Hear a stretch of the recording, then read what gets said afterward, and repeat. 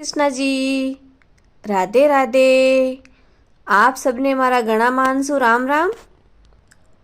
आज मैं आपने माघ मास महात्म्य कथा रो 7वां और 8वां अध्याय सुनाऊं। माघ मास महात्म्य कथा रा प्रथम अध्याय लेन 6वां अध्याय तक आपने मारे ई चैनल माते मिल जाए। तो सुनो ओ माघ मास महात्म्य कथा रो 7वां अध्याय। नारायणं नमस्कृत्य नरं चैव नरोत्तमं देवी सरस्वती चैव ततो जयमुदीरयेत्। इस संस्कृत मंत्र का अर्थ है, सारे संसार के कर्ता श्री भगवान विष्णु, देवी सरस्वती तथा श्री गुरु जी के चरण कमलों में नमस्कार करके मैं इस माघ मास महात्म्य कथा का श्रवण करने जा रही हूँ। जो इसका फल सकल संसार को मिले, वैसे ही मुझे भी प्राप्त हो। माघ मास महात्म्य कथा का 7वां अध्याय। चित्रगुप्त जी ने उन दोनों के कर्मों की आलोचना करके दूतों से कहा कि बड़े भाई कुंडल को घोर नरक में डालो और दूसरे छोटे भाई विकुंडल को स्वर्ग ले जाओ, जहाँ उत्तम भोग हैं। तब एक दूत तो कुंडल को नरक में फेंकने के लिए ले गया और दूसरा दूत बड़ी नम्रता से कहने लगा कि हे विकुंडल, चलो तुम अपने अच्छे कर्मों से स्वर्ग को प्राप्त होकर अनेक प्रकार के भोगों को भोगो। तब विकुंडल बड़े विस्मय के साथ कहने लगा कि हे यम के दूत, मेरे मन में बड़ी आशंका उत्पन्न हो गई है, अतएव मैं तुमसे कुछ पूछता हूँ, कृपा करके मेरे प्रश्नों का उत्तर दो। हम दोनों भाई एक ही कुल में उत्पन्न हुए हैं, एक जैसे ही कर्म करते रहे हैं। दोनों भाइयों ने कभी कोई शुभ कार्य नहीं किया, फिर भी एक भाई को नरक और एक भाई को स्वर्ग क्यों प्राप्त हुआ? मैं अपने स्वर्ग में आने का कोई कारण नहीं देखता। तब यमदूत कहने लगा कि हे विकुंडल, माता पिता, पुत्र, पत्नी, भाई, बहन सब संबंध जन्म के कारण होते हैं और जन्म कर्म के भोगने के लिए ही प्राप्त होता है।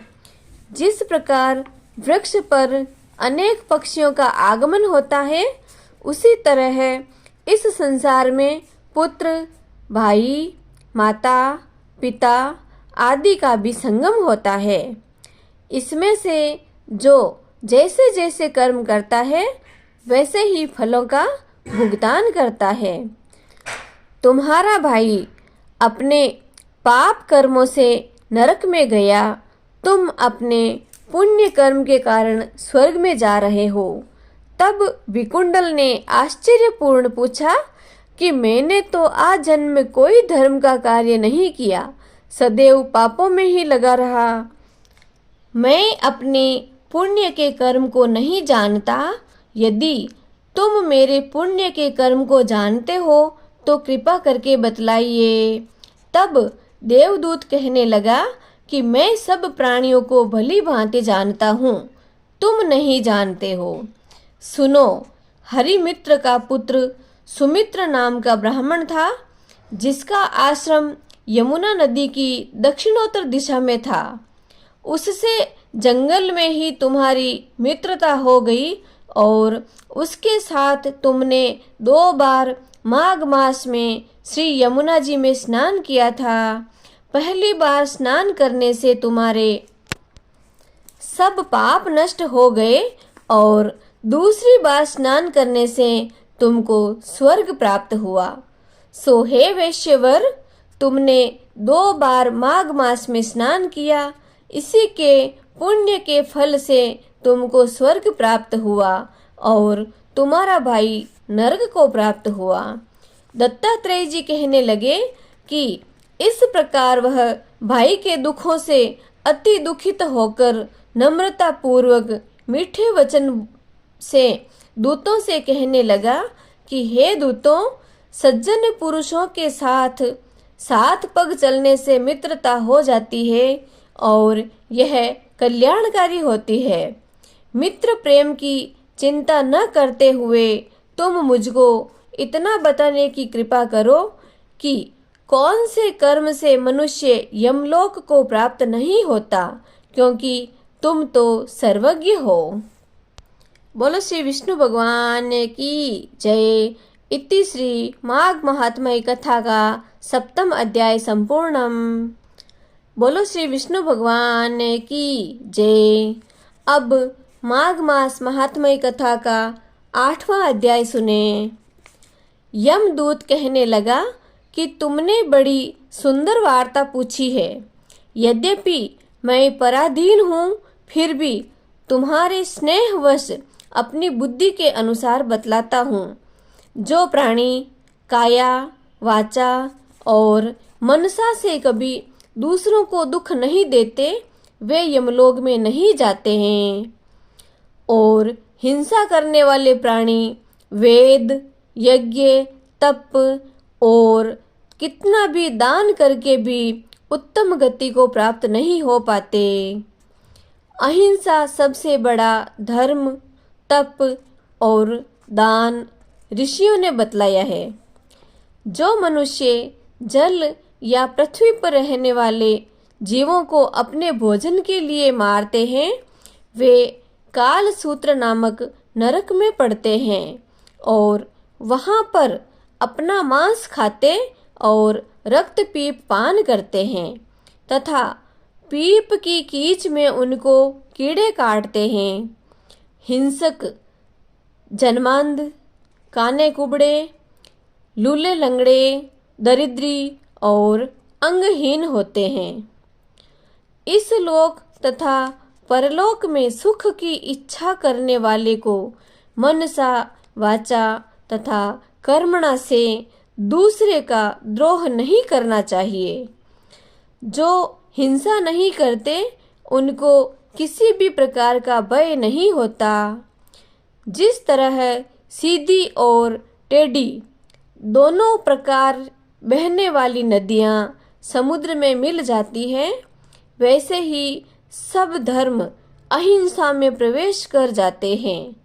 ब्रह्मचारी, गृहस्थ, वानप्रस्थी तथा यति साधुजन अपने अपने धर्म का पालन करने और जितेंद्रिय रहने से ब्रह्मलोक को प्राप्त करते हैं। जो जलाशय आदि बनाते हैं और सदैव 5 यज्ञ करते हैं, वे यमपुरी में नहीं जाते।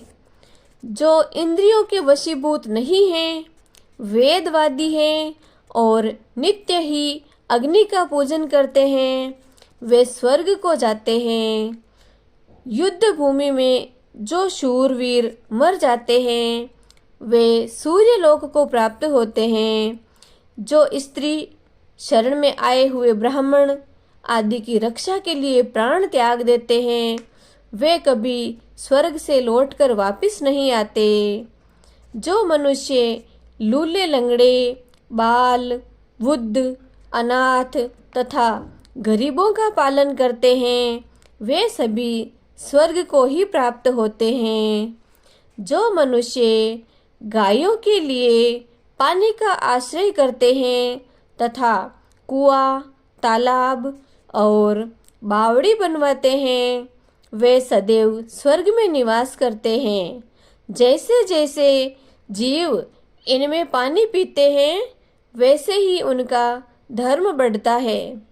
जल से ही मनुष्य के प्राण हैं, इसलिए जो लोग प्याऊ आदि लगवाते हैं, वे अक्षय स्वर्ग को प्राप्त होते हैं। बड़े बड़े यज्ञ भी वह फल नहीं देते जो अधिक छाया वाले वृक्ष मार्ग में लगाने से फल देते हैं। जो अच्छे फल और अच्छी छाया वाले मार्ग के वृक्षों को काटता है, वह नरकगामी होता है। तुलसी का वृक्ष लगाने वाला सब पापों से मुक्त हो जाता है। जिस घर में तुलसी वन है वह घर तीर्थ के समान है और उस घर में कभी यमदूत नहीं आते। तुलसी की सुगंध से पितरों का चित्त आनंदित हो जाता है और वे विमान में बैठकर विष्णु लोक को जाते हैं। नर्मदा नदी का दर्शन, गंगा का स्नान और तुलसी दल का स्पर्श, यह सब बराबर बराबर फल देने वाले हैं। हर एक द्वादशी को ब्रह्मा भी तुलसी का पूजन करते हैं।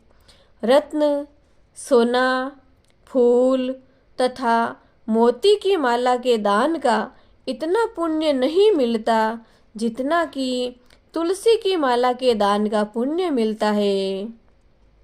जो फल आम के 1000 और पीपल के 100 वृक्ष लगाने से होता है वह तुलसी के एक वृक्ष लगाने से ही हो जाता है। पुष्कर आदि तीर्थ, गंगा आदि नदियाँ, वासुदेव आदि देवता सब ही तुलसी में वास करते हैं। जो मनुष्य एक बार, 2 या 3 बार रेवा नदी से उत्पन्न शिव मूर्ति की पूजा करता है तथा स्फटिक रत्न के पत्थर में आप से आप निकले हुए तीर्थ में पर्वत या वन में रखी हुई शिव की मूर्ति की पूजा करता है और सदैव ओम नमः शिवाय मंत्र का जाप करता है, वह यमलोक की कथा भी नहीं सुनता।